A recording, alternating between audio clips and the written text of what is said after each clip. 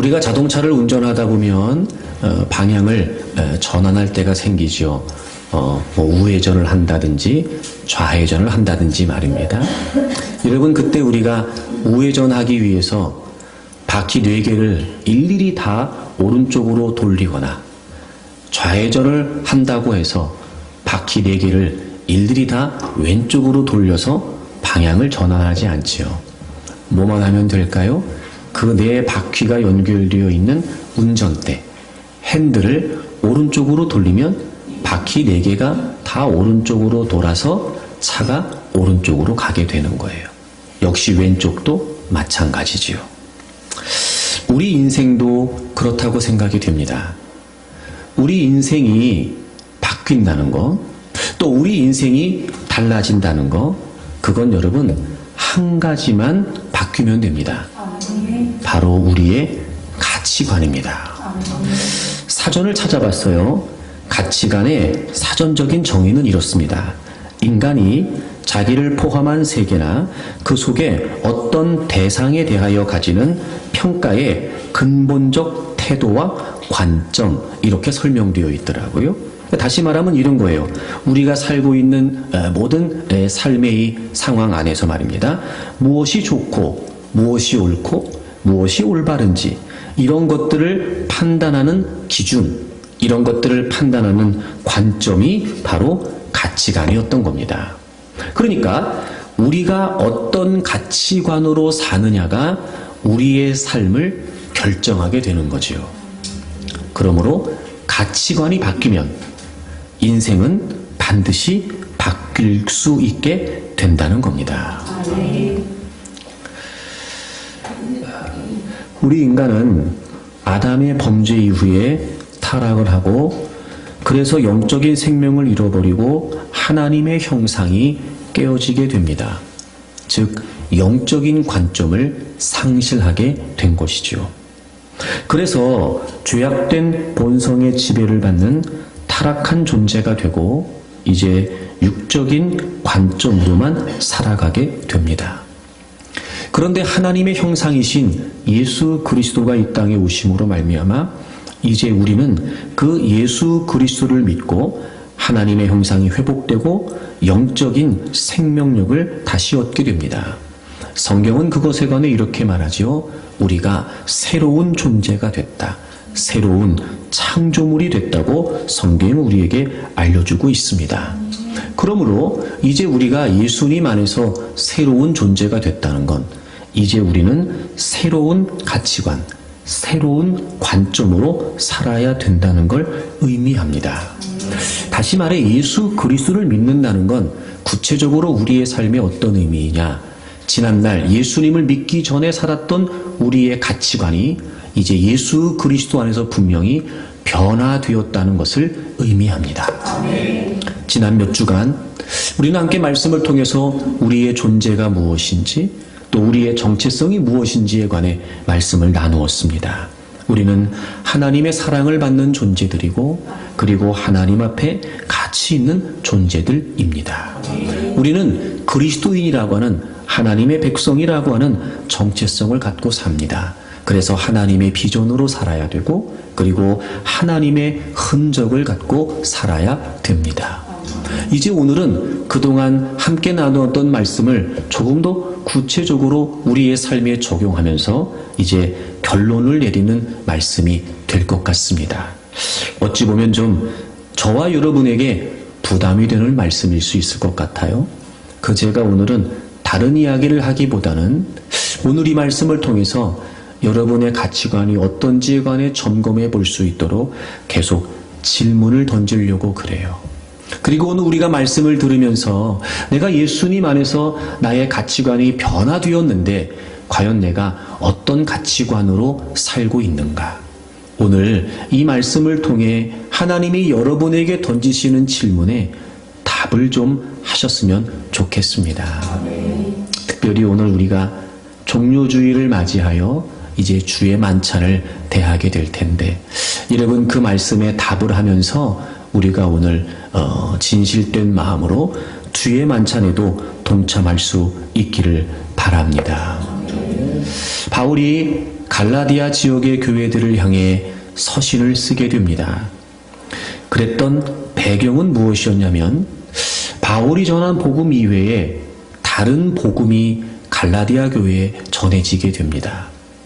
예수 그리스도를 믿음으로 구원받는다 분명히 전했음에도 불구하고 당시에 유대주의 그리스도인들, 율법주의 그리스도인들에 의하여 그것으로 구원이 충분하지 않다, 예수 그리스도로 구원이 충분하지 않다는 다른 복음이 전해지기 시작합니다. 그게 얼마나 심했든지 갈라디아서 전체를 통해 바울은 다른 복음에 관해 이야기하면서 심지어 다른 복음을 전하면 그 누구라도 천사까지라도 저주를 받게 될 거다, 이런 강한 어조로 편지를 쓰게 되지요. 특별히 그 유대주의 그리스도인들은 할례를 받아야 하나님의 백성, 하나님의 자녀가 될 수 있다라고 주장하면서 바울을 통해 복음을 들었던 갈라디아 교인들에게 혼동을 주기 시작을 합니다. 그래서 오늘 우리가 함께 읽은 본문에도 보게 되면 바울이 그렇게 얘기하죠. 할례나 무할례나 아무것도 아니다. 즉 할례를 받는 것, 할례를 받지 않는 것, 그건 중요하지 않다. 오직 우리가 예수 그리스도 안에서 새로 지으심을 받는 것이 중요하다, 이렇게 이야기를 합니다. 그리고 그 새로 지으심을 받았다는 게 어떤 의미인지에 관해 바울은 갈라디아서 곳곳에 설명을 해요. 우리가 잘 알고 있는 내용이 있습니다. 갈라디아서 2장 20절 그런즉 내가 이제 그리스도와 함께 십자가에 못 박혔나니 내가 사는 것이 아니라 내 안에 그리스도께서 사신다, 뭐 이런 거 말입니다.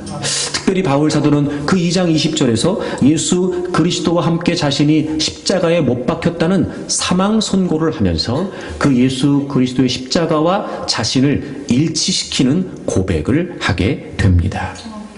그리고 오늘 본문 6장 14절에 보시게 되면 그 그리스도로 말미암아 세상이 나를 대하여 십자가에 못 박히고 내가 또한 세상을 대하여 그러하다, 이렇게 이야기합니다. 즉 예수 그리스도를 믿음으로 그 예수 그리스도를 통해서 이제 자신이 십자가에 못 박혔기 때문에 세상이 나를 대하여 십자가에 못 박혔다. 즉 세상에서 사도 바울을 봤을 때 이미 바울의 옛 자아가 죽었기 때문에 아무 소용이 없다는 거예요. 그리고 그런 바울이 십자가에 못 박혔기 때문에 세상을 바라봐도 이제 바울에게 있어 세상은 아무런 의미가 없다는 거예요. 그래서 이제는 예수 그리스도의 십자가를 자신의 십자가로 동일시하는 고백을 하게 됩니다. 그리고 갈라디아서 3장에 보게 되면 갈라디아 교인들을 향해 더 강하게 주장을 해요. 예수 그리스도의 십자가가 너희 눈앞에 밝히 보인다. 너희 눈앞에 밝히 보인다. 즉 그리스도의 십자가를 눈앞에 두고 살아야 된다. 그리스도의 십자가를 가장 크게 바라보고 살아야 된다라고까지 주장을 하게 됩니다. 갈라디아서 전체에서 바울 사도가 주장하기를 원했던 것은 무엇이었냐면 바로 예수 그리스도를 믿는 자신의 가치관이 이제는 그리스도의 십자가가 되었다는 것을 주장하고 있습니다. 결코 다른 복음에 현혹되지 마십시오. 우리는 예수 그리스도의 십자가를 통해 구원받은 자들이고, 그러므로 그 십자가가 이제 우리의 가치관이 되어 살아야 됩니다 라고 하는 주장을 바울이 하고 있습니다. 그리고 갈라디아서의 결론 부분, 우리가 함께 읽은 가장의 결론 부분은 더 바울이 강조하면서 기록하고 있습니다. 여러분 11절을 보시게 되면 내 손으로 너희에게 이렇게 큰 글자로 쓴다, 이렇게 돼 있어요. 큰 글자로 쓴다. 여러분 이 당시에 대부분 이런 긴 서신을 쓸 때는요, 대부분의 경우 대필을 했다고 그래요. 다른 사람이 대신 쓰는 대필 말입니다. 그런데 이 마지막 결론 부분은 바울이 직접 썼다라고 하는 것을 의미합니다. 이렇게 큰 글자로 내가 너에게 직접 쓴다는 거예요. 그러니까 이 부분은 바울이 자필로 썼다는 거예요. 그리고 큰 글자로 썼다라고 하는 표현은 무슨 의미일까요? 그만큼 이 편지를 받아보는 수신자들이 집중할 수 있도록 바울이 자필로 쓰면서 큰 글자로 쓴다는 얘기는 그만큼 강조하고 있다는 것을 의미하겠죠. 그러니까 바울이 특별히 강조하는 이 마지막 부분의 내용을 갈라디아 교인들이 정말 받아들이고 또 그렇게 살기를 원하는 절박한 심정으로 이 마지막 부분을 바울이 기록하고 있다는 겁니다. 그렇습니다, 여러분. 예수 그리스도를 믿는 사람들은 그리스도의 십자가라고 하는 가치관으로 살아야 합니다. 아멘. 이제 우리의 옛 자아는 죽었기 때문에 더 이상 세상적인 관점으로 살았던 우리의 모습은 이제 다 사라지게 된 것입니다. 다 끝나게 된 것입니다. 그리고 이제 우리는 예수님을 믿음으로 말미암아 새로운 존재가 되어 이제 우리에게는 새로운 가치관이 주어지게 됩니다. 바로 그리스도의 십자가입니다. 예수 그리스도를 믿고 살아가는 여러분의 가치관은 어떻습니까? 분명히 변한 거 맞습니까? 예수 그리스도의 십자가가 여러분의 가치관인 겁니까? 예수님을 믿기 이전에 나름대로 여러분에게 형성되어 있었던 그 세상적인 가치관들을 이제 뒤로 하고 내가 예수 그리스도를 믿고 이제 하나님의 자녀가 되었으니 정말 나는 십자가라고 하는 가치관을 가지고 살아야 되겠다라고 하는 마음으로 살고 계십니까? 과연 여러분의 가치관은 무엇입니까? 오늘 우리의 가치관을 점검해 볼 수 있는 두 가지 질문을 바울의 강력한 권면을 통해 여러분에게 드리려고 합니다. 첫째, 우리의 가치관을 점검해 볼 수 있는 질문은 무엇이냐면 나는 무엇을 자랑하는가입니다. 나는 무엇을 자랑하는가? 오늘 바울이 본문을 통해 이렇게 고백합니다. 14절에 보시면 그러나 앞에 있는 내용과 전환해서 그러나 내게는 우리 주 예수 그리스도의 십자가 외에 결코 자랑할 것이 없다 이렇게 고백합니다. 십자가만을 자랑한다는 거지요. 그리스도만을 자랑한다는 거예요. 결코 아주 강한 어조의 부정어를 쓰면서 다른 것은 결코 자기가 자랑하지 않겠다라고 그렇게 선언하고 있습니다. 바울은 자신의 삶의 동기와 목적이 무엇인지를 지금 이 고백을 통해 분명히 하고 있는 것입니다. 고린도서 2장에도 보게 되면 바울이 이런 고백을 하기도 해요. 그리스도께서 십자가에 못 박히신 것 외에는 내가 아무것도 알지 않기로 작정했다 이런 고백도 합니다. 그러니까 주님만 알고 주님의 십자가만 알고 그러니 바울은 주님의 십자가만을 자랑하며 살겠다라고 이야기합니다. 사실 여러분 바울은 자랑할 것이 많은 사람입니다. 그는 정통 유대인이었습니다. 유대인 중에 유대인이었습니다. 당시 최고의 스승으로부터 최고의 학문을 교육받은 인재였습니다. 헬라 문화에도 능숙한 사람이었고 게다가 로마 시민권까지 갖고 있는 사람이었습니다.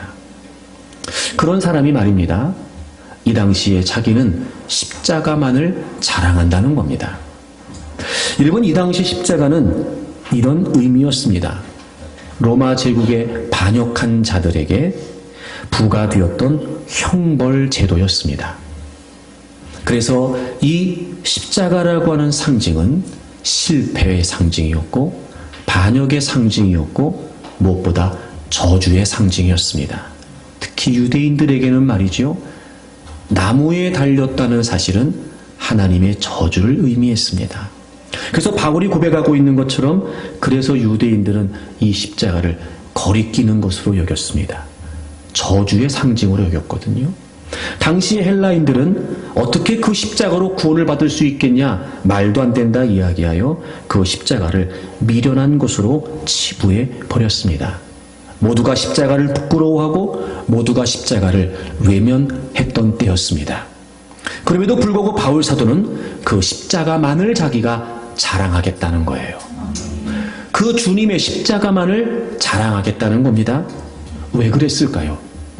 다른 사람은 어떻게 그 십자가를 볼지 모르지만 바울에게 있어서만큼은 그 십자가가 남다를 의미였던 게 분명했습니다.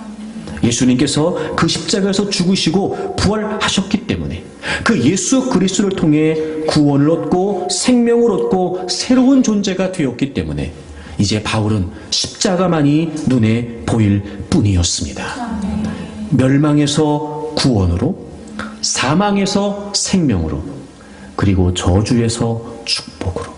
여러분, 그 예수 그리스도의 십자가가 바울을 되살렸기 때문에 바울은 그 십자가만을 자랑하겠노라고 그가 선언하고 있는 것이었습니다. 그에 비해 당시에 유대주의 그리스도인들은 이런 자랑거리를 가지고 살았습니다. 여러분 12절에 보면 그들에 관해 이렇게 표현합니다. 무릇 육체의 모양을 내려 하는 자들이 육체의 모양을 낸다는 거예요. 이런 뜻입니다. 외견상 좋은 모양을 갖춘다는 거예요.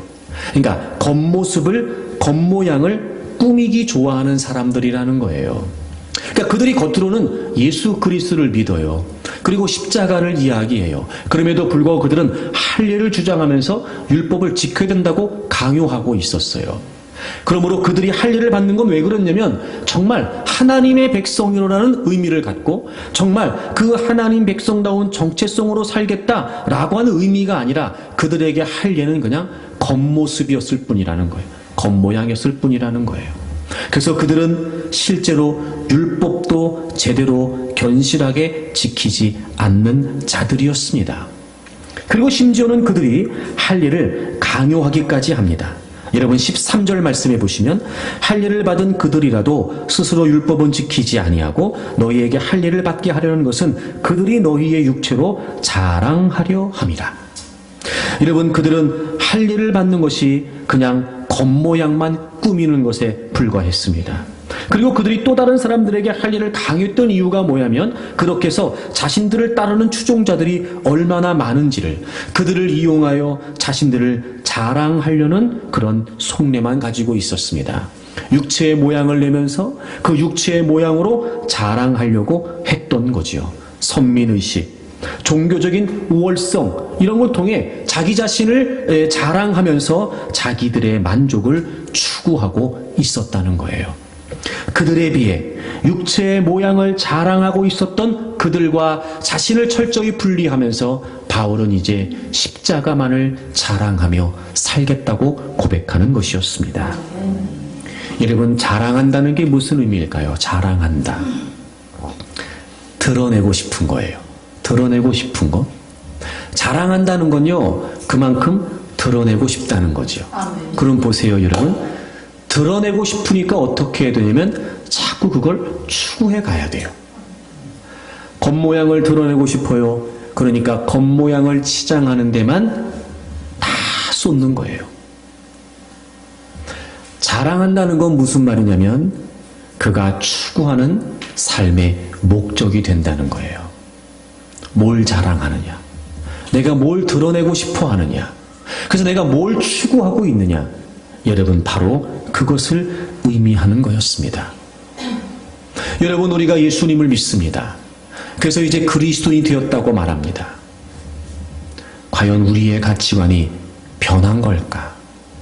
정말 우리는 십자가만을 드러내고 예수님만을 자랑하고 그 예수 그리스도의 십자가만을 우리의 삶의 동기와 목적으로 추구해 가고 있는가? 아니면 예수님을 믿고 하나님의 자녀가 되었다고 말하지만 여러분 이 당시에 있었던 율법주의자들, 유대주의 그리스도인들처럼 그건 그냥 겉모양에 불과한 거지요. 그리고 우리는 여전히도 우리 자신을 드러내기를 원하는 겁니다. 우리 자신의 자랑거리를 찾는 겁니다. 누구에게는 그게 재산일 수 있을 겁니다.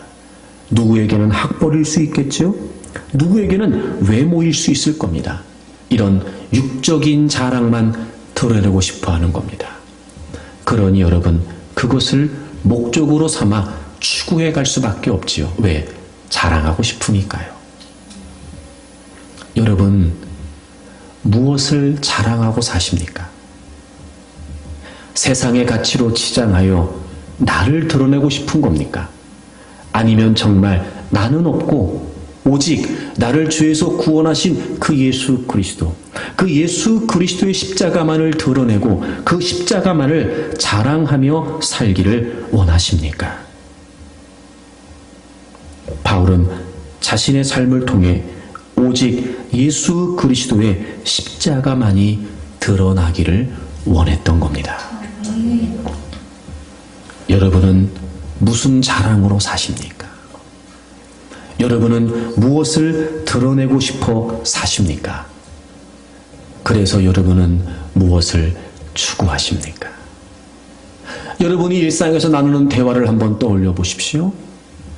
여러분이 일상에서 살아가는 삶의 시간, 여러분의 열정, 여러분의 노력을 어디에 쏟고 있는지 한번 살펴보십시오. 과연 우리가 십자가라고 하는 가치관으로 살고 있는 것일까?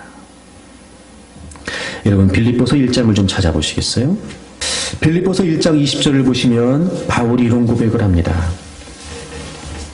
나의 간절한 기대와 소망을 따라 아무 일에든지 부끄러워하지 아니하고 지금도 전과 같이 온전히 담대하여 살든지 죽든지 내 몸에서 그리스도가 존귀하게 되게 하려 하나니. 그리스도가 존귀하게 되게 하려 하나니. 여기서 이 존귀하게 한다는 말이 찬양한다, 영광을 돌린다 이런 뜻이에요. 특별히 이 문장의 주어는 그리스도입니다. 그리스도. 그러니까 예수님이 주어예요. 그리고 자신은 바로 그 그리스도를 존귀하게 하는, 그래서 그 그리스도만이 드러나는 도구가 된다는 의미였어요. 여러분, 참 놀라운 사실은 지금 바울이 이 고백을 하고 있는 이 빌립보서의 배경은 지금 바울이 감옥에 갇혀 있다는 겁니다. 자신은 지금 감옥에 갇혀 있어요. 그럼에도 불구하고 그의 모든 관심의 초점은 오직 예수 그리스도였습니다. 자신의 상황과는 상관없이 어느 자리에 어떤 형편에 있든지 오직 그리스도만이 드러나기를 원했다는 거지요. 그래서 21절에 보시면 이는 내게 사는 것이 그리스도니 죽는 것도 유익함이라. 어차피 사는 것도 그리스도를 위해 살아요. 그러니 죽는 것도 그리스도를 위해 죽는다면 자기는 얼마든지 죽을 수 있다는 거예요. 감옥에 갇혀있는 상황이 이런 의미가 아닐까요? 풀려나도 풀려나지 않아도 내가 지금 감옥에 있어도 나를 통해 그리스도가 드러나시면 되고, 그러므로 풀려나지 않는다 하여 자기는 상관이 없다는 거예요. 자신이 풀려난다면 그것 또한 자신의 삶을 통해 그리스도를 존귀하게 하며 살 거니까 풀려나지 않던 풀려나던 관계없다는 거예요. 사나 죽으나 그리스도만이 존귀하게 되기를 원한다는 거지요. 그러나 여러분, 그리스도가 가치관이 되지 않고 십자가 가치관이 되지 않는다면 우리는 육적인 가치만을 추구하게 될 겁니다. 겉으로는 화려하게 보입니다. 겉으로는 그럴듯하게 그럴싸하게 보이지요. 때론 여러분, 남들 앞에 자랑할 수 있는 거리가 생기게 되면 그들보다 내가 좀 나은 존재가 된 듯한 우쭐한 마음도 가지게 됩니다. 그러면서 점점 더 그 맛에 빠져 그것만을 추구하기 시작하지요. 하지만 여러분, 그 모든 세상적인 육적인 가치들은 말입니다, 화려한 꽃이 시드는 것처럼 잠시 빛을 발하다가 풀과 같이 곧 사라지게 되어 있습니다. 그러므로 여러분, 내가 십자가라고 하는 가치관으로 살고 있는가? 다시 말해, 내가 나를 드러내기를 원하는가? 아니면 나를 통해 주님이 드러내기를 원하시는가? 내가 나 자신을 위해 육적인 가치관을 추구하며 살고 있는가? 아니면 내가 그리스도를 위해 하늘의 것들을, 영적인 것들을 추구하며 살고 있는가? 사랑하는 여러분, 여러분의 가치관은 과연 어떻습니까? 무엇을 자랑하길 원하십니까? 무엇이 드러나기를 원하십니까? 1907년에 24세의 젊은 나이로 우리나라의 선교사로 오셨던 루비 캔드릭 선교사님이 계십니다. 미국 캔자스에서 성경 전문학교를 졸업하고 1907년에 텍사스 앱윗 청년회 후원으로 처음 조선 땅을 밟게 됩니다. 그리고 이듬해 25세가 되는 1908년부터 본격적인 복음을 전하기 위해서 한국어를 배우게 되지요. 그런데 급성 맹장염으로 쓰러지게 됩니다. 응급수술을 받았지만 회복되지 못한 채 결국 25세의 꽃다운 나이에 하나님의 부르심을 받게 됩니다. 그 선교사님이 죽어가는 순간에 이렇게 마지막 말씀을 남겼다고 그래요. 내가 죽거든 텍사스에 있는 청년들이 10명, 20명, 50명씩 조선으로 오게 해 주십시오.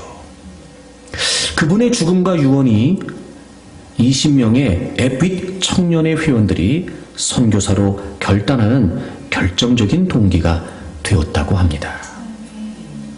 이 선교사님이 부모님에게 보내는 편지에 이런 내용이 담겨져 있습니다. 저는 이곳에 작은 씨앗이 되기로 결심했습니다.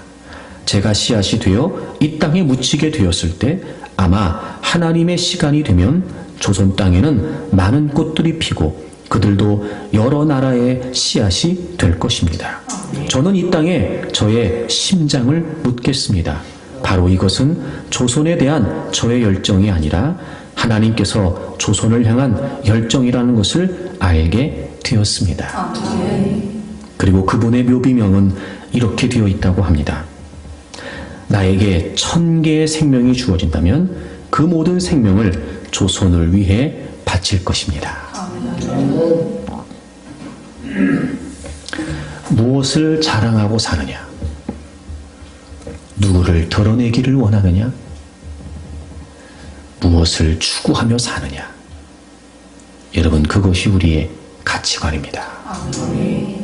두 번째, 그리스도의 십자가의 가치관은 무엇일까요? 첫 번째는 나는 무엇을 자랑하는가? 두 번째, 우리의 가치관을 점검해 볼 수 있는 질문입니다. 나는 대가를 지불하고 있는가요? 대가를 지불하고 있는가? 오늘 본문으로 다시 좀 돌아와 볼까요? 바울은 이렇게 얘기합니다. 17절 말씀에 이후로는 누구든지 나를 괴롭게 하지 말라. 내가 내 몸에 예수의 흔적을 지니고 있노라. 예수의 흔적을 지니고 있노라. 사실 여러분, 요즘 같은 때는 이런 표현이 굉장히 멋스러운 표현이고 세련된 표현처럼 예수의 흔적 이렇게 들릴 수 있거든요. 여러분, 이 당시 흔적이라고 하는 단어를 어떤 때 썼냐면 짐승들, 소나 양의 낙인을 찍어서 소유를 분명하게 했던 거라고 합니다. 그리고 주인이 노예들을 자신의 소유라고 하는 것을 나타내기 위해 소인을 찍기도 했답니다. 그게 바로 여기에 사용되는 흔적이라는 단어예요. 바울이 내가 예수 그리스도의 흔적을 갖고 있다라고 하는 말은 무슨 말이냐면 무엇보다 그는 하나님께 속한, 주님에게 속한 주님의 종이 되었다는 거지요. 그 이런 거예요. 자신이 어떻게 예수님의 자녀, 예수님을 믿는 자가 되었다는 것을 알고 있었던 바울이었기에 자신이 예수님께 속한 예수님의 소유가 된 존재라고 하는 의미는 자신의 목숨을 대속의 제물로, 대속의 희생으로 내어놓으신 그 예수 그리스도께서 이제 자신이 그 예수님께 속해 있기 때문에 당연히 그분의 종들은 예수님을 위해 자신을 내어줄 수 있다라고 하는 의미였습니다. 내가 주님의 소유가 되었다. 그래서 그는 복음 전파를 위해서 주님의 이름을 전하기 위해서 그 주님 때문에 얻게 된 수많은 많은 고난을 겪게 되지요. 하지만 그것 때문에 굴하지 않습니다. 끝까지 주님을 따르게 되지요. 삶에서 그가 그렇게 가능했던 실천적인 의미, 그것이 어디에 있었냐면 바로 그 예수 그리스도의 흔적을 본인이 짊어지고 있었다는 겁니다. 즉 주님을 위한 고난, 나를 위해 고난을 받으신 그 주님을 위해 자기도 기꺼이 대가를 치르겠다는 거였어요. 그래서 그에게 많은 고난이 있었고 핍박이 있었고 도전이 있었으나 그럼에도 불구하고 사도 바울은 끝까지 그 거룩한 흔적을 가지고 예수 그리스도의 십자가를 드러내기 위해 살 수 있었던 겁니다. 그에 비해 당시의 유대주의 그리스도인들은 왜 할례를 강요했었냐면, 여러분 12절 말씀을 보시게 되면, 무릇 육체의 모양을 내려하는 자들이 억지로 너희에게 할례를 받게 함은 그들이 그리스도의 십자가로 말미암아 박해를 면하려 함뿐이라.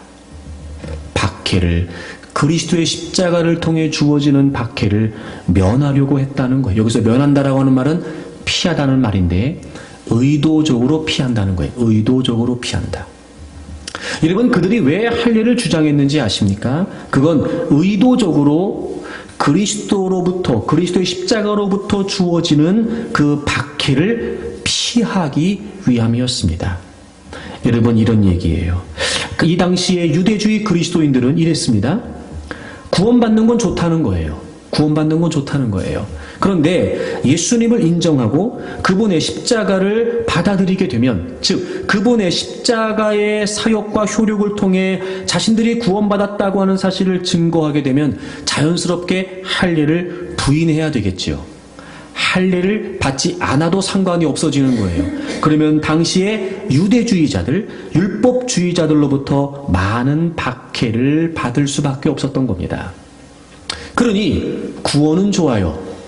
그런데 당시에 유대주의자들로부터 주어지는 박해는 싫었던 거예요. 그러니까 할례를 받겠다고, 할례를 받아야 된다고 겉으로 주장을 했던 것입니다. 십자가 자체를 부인하진 않는다고 해도 그것 때문에 박해를 받고 싶지는 않았던 거지요. 그러니 십자가를 회피하면서 할례의 정당성을 이야기할 수밖에 없었던 거예요. 이런 마음이 들지 않으십니까?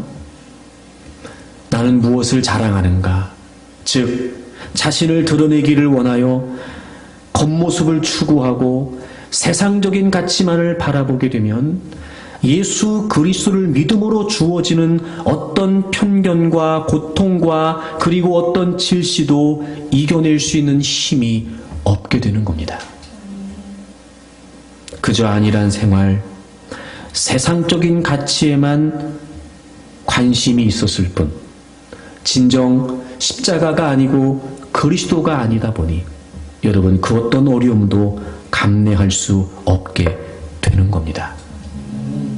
그래서 여러분, 주님을 믿는다고 말하지만 주님을 위해 대가를 지불하려고 하지 않는 거예요. 구원은 좋아요. 천국 가니까 좋대요. 그런데 그 주님을 위해 어떤 희생도 감수하려고 하지 않아요. 점점 이제는 나라고 하는 영역이 주님이라고 하는 영역에 의해 간섭받는 것도 싫어해요. 주님은 주님이고 나는 나예요. 제발 건들지 말고 주님은 잠자코 계시다가 내가 필요할 때 나타나서 도와만 달라는 거예요. 내가 주님을 믿는다는 겁니다. 천국 간다니까, 난 천국 가야 될 것 같으니까 주님은 믿겠다는 겁니다. 뭐라도 믿어야 잘 될 것 같고, 뭐라도 믿어야 심적으로 편할 것 같으니까 믿기는 믿겠다는 거예요. 하지만 나한테 그 십자가의 길을 강요하지 말라는 거지요. 나는 그냥 내 나름대로 살겠다는 거예요. 여러분, 당시에 율법주의자들이, 유대주의 그리스도인들이 그랬단 말이에요. 하지만 바울은 달랐어요. 나는 주님의 흔적을 갖고 삽니다. 그 어떤 대가도, 그 어떤 희생도 나는 나를 구원하신 주님을 위해 나는 치를 수 있다는 거였습니다. 형식적으로 교회를 왔다 갔다 합니다. 하지만 주님을 위해 그 어떤 대가도 지불하려고 하지 않습니다. 여러분의 신앙은 어떻습니까? 여러분의 가치관은 어떻습니까? 혹시나 이런 신앙생활을 오랫동안 지속해오고 있었던 것은 아니십니까? 제가 한 가지 기대하기는, 여러분이 이제 우리는 세상의 흔적을 지우고 그리스도의 흔적을 가져야 됩니다. 내가 어떤 대가를 지불하고 있는가? 내가 어떤 희생을 하고 있는가? 아니, 내가 무엇까지 주님을 위해 내어 드릴 수 있을까? 그래서 바울 사도가 복음을 권면하면서 디모데후서에 보게 되면 복음과 함께 고난도 받으라 이렇게 되어 있어요. 그런데 여러분, 그 고난을 받는다는 것이 무슨 말이냐면, 여러분 로마서 8장을 좀 찾아보세요. 결코 고난이 고난으로 끝나지 않아요. 고난이 고난으로 끝나지 않아요. 여러분 로마서 8장을 찾아보세요. 17절에 보시면, 로마서 8장 17절에 보시면, 자녀이면 또한 상속자 곧 하나님의 상속자요 그리스도와 함께한 상속자니 우리가 그와 함께 영광을 받기 위하여 고난도 함께 받아야 할 것이니라. 여러분, 고난 없이 영광이 없어요. 그러니까 주님을 위해 대가를 지불한다는 거, 주님을 위해 우리가 희생을 치른다는 거, 그건 바로 우리가 주님과 연합되었다라고 하는 영광된 증거가 되는 거죠. 그래서 여러분 18절 말씀해 보시면, 생각하건대 현재의 고난은 장차 우리에게 나타날 영광과 비교할 수 없다는 거예요. 현재의 고난, 즉 우리가 이 세상에 살면서 주님을 위해 대가를 지불하는, 주님을 위해 희생을 치러야 되는 그 십자가의 가치관, 고난 맞습니다. 하지만 여러분, 현재의 고난은 장차 우리에게 나타날 영광과 비교할 수가 없습니다. 우리에게 나타날, 장차 우리에게 나타날 영광, 주님이 재림하시고 이 세상이 끝나고 우리가 다 주님 앞에 서게 되고, 여러분 십자가의 가치관으로 대가를 지불하면서 기꺼이 그 어떤 고난과 고통과 핍박도 주님을 위해서라면 감당하겠습니다 라고 그렇게 벅차고 좁고 그리고 외로운 길을 걸어왔을지 모르지만, 여러분 그날에 가면 주님이 반드시 우리를 영광되게 하시겠다는 거예요. 그날이 없다면 여러분 고난은 고난으로 끝나겠죠. 하지만 그날이 있습니다. 장차 우리에게 나타날 영광, 그것에 비하면 우리가 이 생에 살면서 주님 때문에 대가를 지불하는 그 모든 희생들은 사실 아무것도 아니라는 거예요. 그럼에도 불구하고 여러분, 우리는 우리가 드러나기를 원하고, 그래서 여러분 세상의 것들만 추구하며 자신을 자랑하기에 바쁘다 보니까 여러분이 분명한 하나님의 나라의 영광을, 이 하나님의 상급을 바라보지도 못한 채 살게 되는 겁니다. 마지막 그렇게 우리가 주님 앞에 갔을 때 만약에 아무런 대가도 지불하지 않고, 때론 여러분 우리가 믿음을 지킴으로 말미암아 감수해야 될 그 여러 가지 많은 상황에 자신이 이유가 되고 자신의 소유가 이유가 되어 그 모든 것들을 회피하며 산다면 여러분 그날에 얼마나 허무한 인생이 될까요? 후회도 남겠지요. 제가 그런 말씀 드렸는데, 허무는 뭐냐면 의미를 모른 채 최선을 다하는 거예요. 후회는 뭐냐면 의미를 알지만 최선을 다하지 않는 거예요.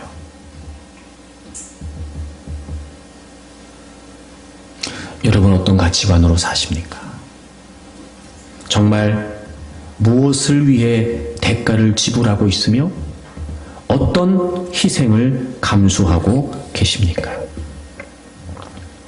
혹시 여러분 십자가의 가치관으로 우리가 대가를 지불해야 된다고 말할 때마다 여러분은 우리가 손해본다는 생각을 하고 계시는 건 아닐지 모르겠습니다.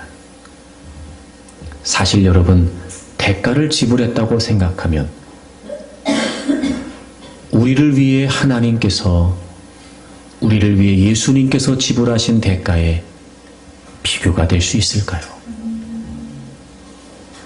하나님은 자신의 아들 예수님을 죽음의 자리로 내모르셔야 했습니다. 예수님 마지막 겟세마네 동산에서의 기도가 어떤 기도였는지 아시죠? 피와 땀이 범벅이 된, 할 수만 있다면 아버지 이 잔을 좀 내게서 옮겨주십시오. 그때 그 아들의 기도를 들으시는 하나님의 마음이 어떠셨을까?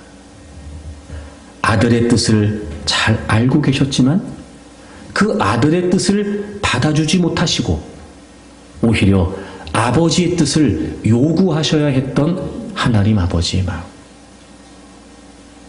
그리고 결국 그 아버지의 뜻을 수용하기로 결정했던 아들의 모습을 보셨던 아버지 하나님의 마음 말입니다.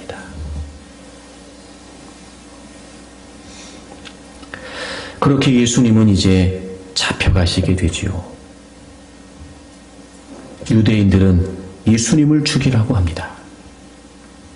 로마인들은 예수님을 희롱하고 조롱합니다.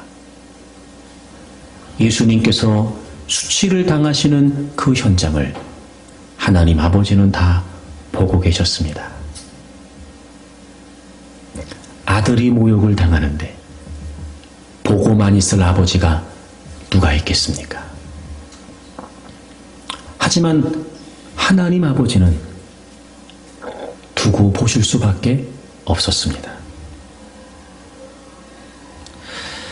아들의 몸을 휘감는 가죽의 채찍이 아들의 살점을 뜯어내고, 그래서 아들이 피를 흘릴 때마다 아버지의 마음은 그 채찍이 아버지의 마음을 휘감는 듯한 고통이셨을 겁니다.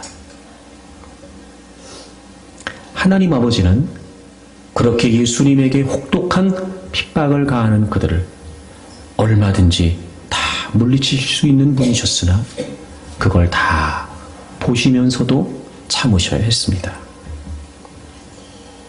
예수님이 쓰셨던 그 가시관의 바늘 하나하나가 예수님의 머리를 찌르고 있을 때 어쩌면 하나님 아버지의 심장이 찔리는 듯한 고통을 느끼셨는지도 모르죠. 양손 양발에 못이 박히고 옆구리에 창이 찔렸을 때 하나님 아버지는 어떤 그 무엇보다도 커다란 아픔을 느끼셨을 겁니다. 목이 마르다고 하셨으나 물 한 모금 그 아들에게 주시지 않았고, 왜 나를 버리시냐고 절규하셨으나 내가 여기 있다 말하실 수 없었습니다. 그렇게 십자가에 매달려 고통스럽게 죽어가는 아들의 모습을 아버지 하나님은 보고만 계실 수밖에 없었습니다. 하나님은 우리만 생각하셨기 때문이에요. 여러분, 예수님은 어떠셨습니까? 마가복음 15장에 보게 되면 예수님이 결박당해 빌라도에게 넘겨지십니다. 빌라도가 예수님께 묻습니다. 너가 유대인의 왕이냐? 그렇다 라고 말씀하시죠. 그리고 그 뒤로 빌라도는 제사장들이 고발했던 내용을 가지고 예수님에게 여러 가지를 묻습니다. 그런데 참 희한한 사실은 그 뒤에 예수님은 아무런 말씀으로 대답을 하지 않으십니다. 여러분, 빌라도는요, 예수님에게 죄가 없다는 걸 알고 있었어요. 그러므로 예수님이 그 자리에서 말씀만 잘하셨으면 어쩌면 풀려나실지도 모르지요. 지금 예수님은 삶과 죽음의 고비에 계셨습니다. 그런데 어찌된 일인지 예수님은 침묵하고 계셨습니다. 왜 아무 말씀도 안 하셨던 걸까요? 얼마든지 말씀하실 수 있었는데 왜 빌라도의 물음에 한마디도 대답하지 않으셨던 걸까요? 바로 자신이 십자가에서 죽어야 됨을 아셨기 때문입니다. 하나님께서 얼마나 우리를 사랑하시는지를 예수님은 알고 계셨고, 그 인간에 대한 하나님의 깊은 사랑을 충분히 알고 계셨습니다. 그래서 예수님은 아무 말씀도 할 수 없으셨습니다. 자신의 죽음은 보이지 않았습니다. 자신의 죽음 넘어 모두를 살리기를 원하셨던 죽어가는 생명을 바라보실 뿐이었습니다. 하나님께 집중하셨던 예수 그리스도께서는 자신의 죽음도, 로마의 권력도, 수치와 고난도, 핍박도 다 이겨내시면서 그 십자가의 죽으심을 선택하고 수용하셨습니다. 그리고 우리를 위해 자신의 생명을 십자가에서 주셨습니다.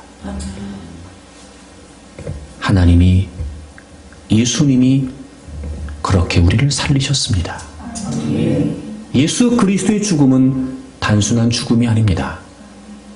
하나님은 우리만 생각하셨고, 예수님은 우리만 생각하셨던 하나님만 생각하셨고, 그렇게 값비싼 대가를 치르고 우리가 구원받은 겁니다. 여러분, 어떤 대가를 치르고 계십니까? 어떤 희생을 하고 계십니까? 어떤 대가를 지불하고 계십니까? 왜 내가 대가를 지불해야 됩니까? 왜 내가 희생해야 됩니까? 왜 내가 헌신해야 됩니까? 만약에 아직도 우리가 이런 이야기를 하고 있다면 묻고 싶습니다.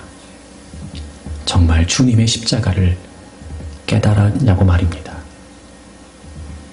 만약에 그 주님의 십자가를 안다면 그렇게 이야기할 수 없지요. 이럴 수는 있을 겁니다. 압니다. 제가 주님을 위해 몇 개의 목숨을 들여도 모자라는 거 압니다. 하지만 여전히 제가 제 욕심 따라 사네요.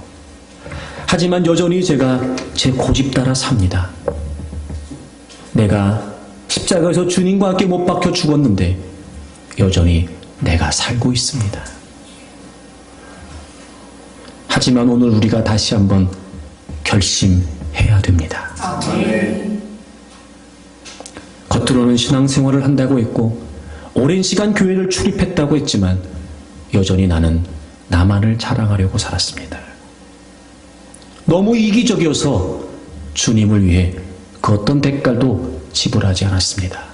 아니, 오히려 피할 뿐이었습니다. 주님, 오늘 그 주님의 십자가가 제 눈에 밝히 보여지기를 원합니다. 어떻게 주님이 나를 건지셨는지, 어떻게 주님의 십자가가 나의 십자가가 되었는지 주님, 제가 깨닫고 싶습니다. 그리고 여러분 고백하십시오. 그리고 다짐하십시오. 주님, 제가 십자가 앞에 있습니다. 주님이 십자가에서 죽으셨을 때 저도 죽었습니다. 다시 한번 결단하고 다짐하고 내가 이제 그리스도의 십자가를 가치관으로 살겠노라 하나님 앞에 고백하십시오. 무엇을 자랑하는지, 어떤 대가를 지불하고 있는지, 오늘 고난주간이 시작되는 종료주일, 여러분 스스로의 가치관을 한번 점검해 보십시오. 그리고 우리가 주의 만찬을 대할 때 우리의 부끄러운 모습과 우리의 이기적인 모습들을 회개하고 새로운 결심과 새로운 다짐을 담아 주의 만찬에 참여하는 여러분들이 되기를 바랍니다.